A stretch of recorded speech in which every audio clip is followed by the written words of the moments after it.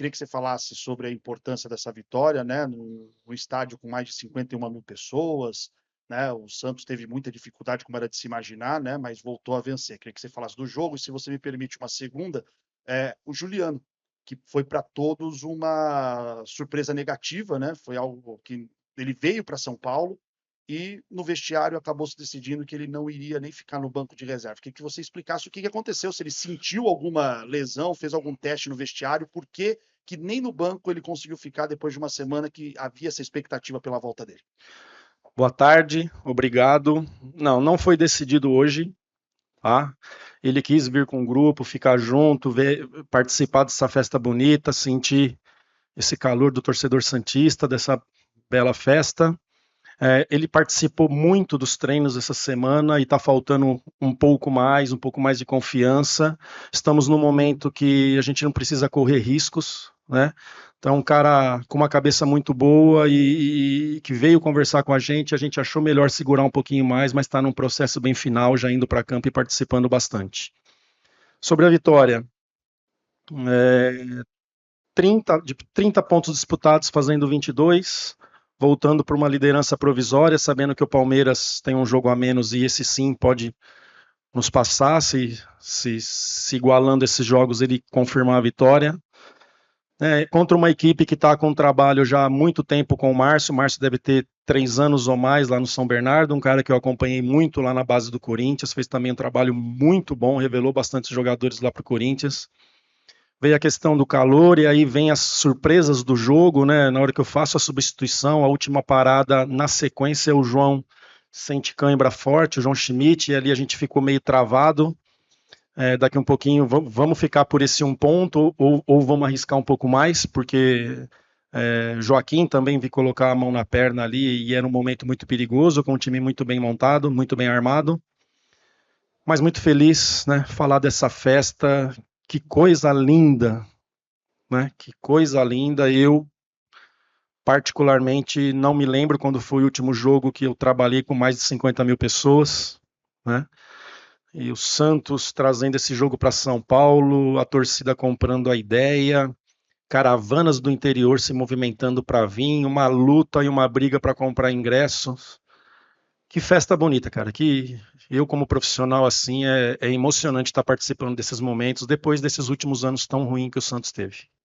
Carilli aqui, Giovanni Afonso do Varanda Futebol Debate, parabéns pela vitória. Carilli, eu queria te perguntar sobre o Wesley Patati, mas nos jogadores da base no geral. Hoje o Patati fez a sua estreia com a camisa do Santos, participou do cruzamento da bola da área. Com o Santos assegurando a classificação, assegurando a primeira colocação do Grupo A. Essa molecada, tanto Wesley Patati, Ian, JP Chemon, os garotos que subiram mais cedo, Souza, ou também o Samuel, Diego Borges. Essa garotada vai receber mais chances com agora o Santos já classificado?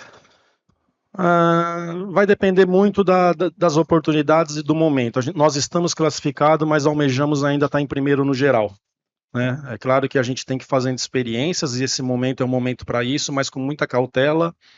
O Patati, na minha outra passagem, já trabalhou um pouco comigo, eu conheço esse atleta, né? Sei do potencial dele, sei da participação dele lá no Catar, que foi muito boa, porque a gente acompanhou essa excursão do Santos para lá.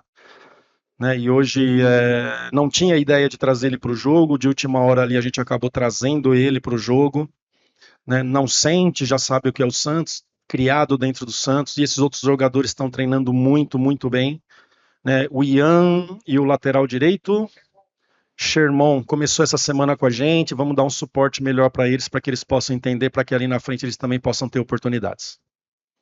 Carilli, à tua direita, por favor. Boa tarde. Ainda pegando um gancho na primeira pergunta dos meias, quando o Zanardi colocou o Vitinho, que é um meia coordenador de jogadas, colocou lá o rapaz que fez a jogada do primeiro gol, um pouco pelo lado, complicou um pouco o jogo para o Santos? E por que dessa pergunta? Você tem 2 meias coordenadores de jogadas, o Casares e o Juliano, que estão voltando de lesão. O quanto é importante a presença de um meia coordenador de jogadas num time como o Santos? Obrigado. De nada, Ademir. Eu penso que com o tempo de treinamento e com a inteligência dos jogadores, claro que característica a diferença, o William e o Otero podem me dar uma resposta melhor ali. Né? Eu lembro que o primeiro gol, não vi a imagem ainda, mas eu senti que a gente afrouxou muito a marcação, não sei se pesou naquele momento, nossos volantes não conseguiram acompanhar, por conta do calor, por conta da mudança, não é fácil comer frango e macarrão 8 da manhã para quem não está acostumado, a gente sabe que tem jogador que gosta de acordar meio-dia para almoçar e já ficar pronto para um jogo à tarde ou à noite. Então, no final das contas, sabíamos da dificuldade. A principal dificuldade seria o São Bernardo, que é um time que já vem fazendo bons trabalhos aí já há alguns anos, né? E depois o calor, todo esse ambiente, e daqui um pouquinho os jogadores que estão chegando, apesar de ser experiente, com a pressão de jogar com 52 mil pessoas, e eu sei que a Série B vai ser assim, os 19 jogos que o Santos fizer fora, vai ser casa cheia, porque a gente sabe que é assim, vai jogar Amazonas, enfim, Paysandu, né? Então esses momentos também é bom para uma preparação para tudo que a gente vai ter na temporada. Carille Felipe, da Rádio Bandeirantes. Na última coletiva eu perguntei sobre jogar no Morumbi, você disse, olha, a casa do São Paulo é a Vila, mas a gente sabe da torcida. A casa do Santos é a Vila, mas a gente sabe da força da torcida na capital. O Santos já está classificado, vai jogar em casa o primeiro jogo das quartas de final. Essa casa, hoje, com essa atmosfera de mais de 50 mil torcedores, pode ser o Morumbi? Você é a favor ou prefere que o Santos jogue na Vila o primeiro jogo das quartas de final? Posso passar? Acho que não.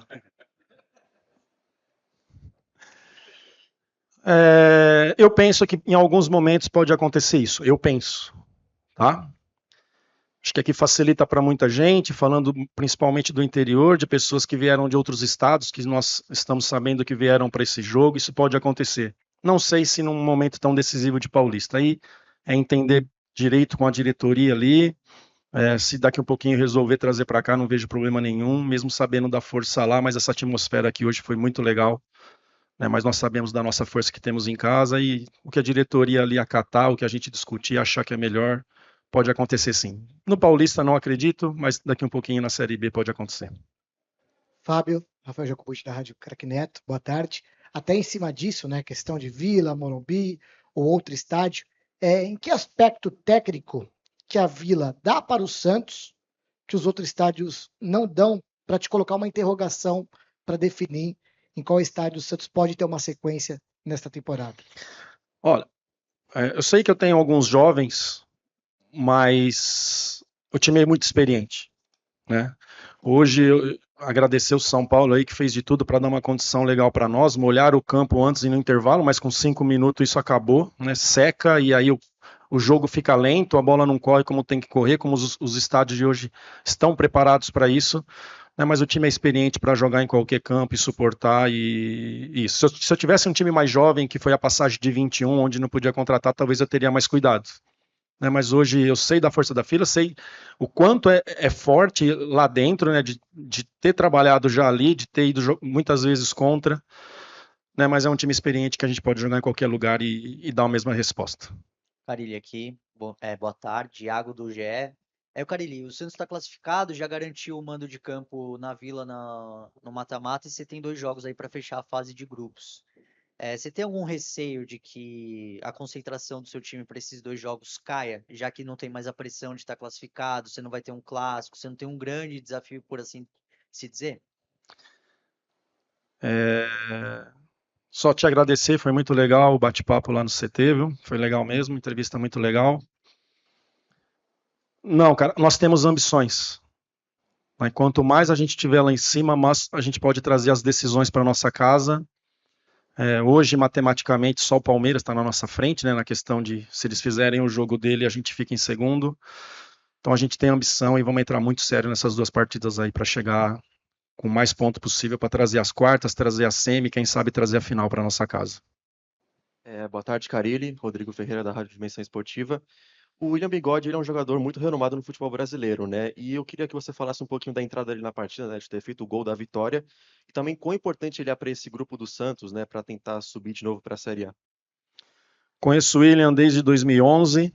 Trabalhei com ele lá no Corinthians, sei o profissional que é. Sei o perfil que muitas vezes nem estando dentro de campo ele pode ajudar bastante. Tive uma dúvida de talvez iniciar com ele ou não a partida de hoje, e aí questão de calor, questão de horário, e eu gostei muito do que eu vi contra o Novo Horizontino, quando jogou os dois juntos, né? Então daqui a pouquinho você deixa para uma parte final de jogo 2 jogadores que se entenderam ali, mesmo sem muito trabalho, mas é um profissional assim exemplar, trabalha que nem qualquer um, né? E vai ser muito importante para essa temporada e para que a gente consiga os nossos objetivos.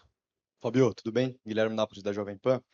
Essa foi a primeira semana que o Santos teve desde o início do campeonato livre para treinamento. E você disse depois da derrota para o Novo Horizontino que você ia usar essa semana para ajustar alguns erros e também recuperar os jogadores. Passada essa semana, passado esse tempo, com a vitória do Santos, eu queria que você fizesse um panorama de como foi essa semana para o Peixe.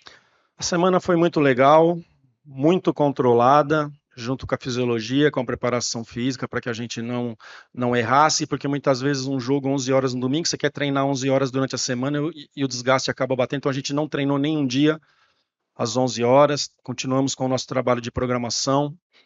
É claro que faltou muita coisa e tecnicamente assim, a gente ficou abaixo, principalmente a parte final do jogo ali, com essa questão do calor, do cansaço, do mormaço. Mas a gente estava melhor postado, acho que tecnicamente a gente poderia ter sido um pouquinho melhor, mas eu como técnico do time, eu tenho que entender o dia, a hora, o calor e tudo mais, e principalmente uma equipe que a gente enfrentou bem legal, mas agora é uma sequência, né? Agora dificilmente vamos jogar no meio de semana, a gente vai ter tempo para trabalhar e deixar não só os 11 que vão entrar dentro de campo, mas o grupo todo sabedores do que tem que fazer a cada jogo. Bom dia, Carille, Gabriela do UOL. Queria te perguntar qual é a sua expectativa agora, porque você queria muito esse período para trabalhar. Você falava que você tinha pouco tempo de treino, eram jogos mais próximos, né? E agora você está tendo a semana livre. Então, qual é a sua expectativa? Você tem possibilidade, por exemplo, de você reavaliar o time inteiro titular, ver quem está melhor, ver nos treinos se tem possibilidade de mudança? E uma pergunta isolada, por favor, sobre o Morelos, porque você disse que provavelmente ele teria uns 60 minutos aí de campo. Queria uma avaliação sua e uma análise sobre o jogo dele, por favor. Muito obrigada. De nada. Então, a gente reclama e parece que era só o Santos, muitas vezes assim, que não tinha esse período para treinamento, mas, não, assim, de uma forma geral, né? Mas para nós, treinar nesse momento é muito importante. Né? Falar de Palmeiras, já tem um grupo formado há não sei quantos anos. São Paulo ganhou a Copa do Brasil, tem um grupo formado com poucas mudanças.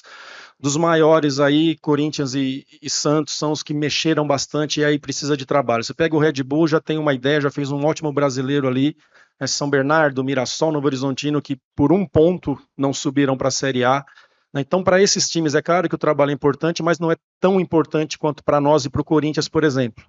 Né, de deixar as coisas mais definidas e aí a gente acaba sofrendo. Por isso que o que aconteceu nos 9 jogos ali foi muito importante, ter feito 19 pontos em 9 jogos sem muito trabalho, sem deixar definido, e muitas vezes vídeo e conversa.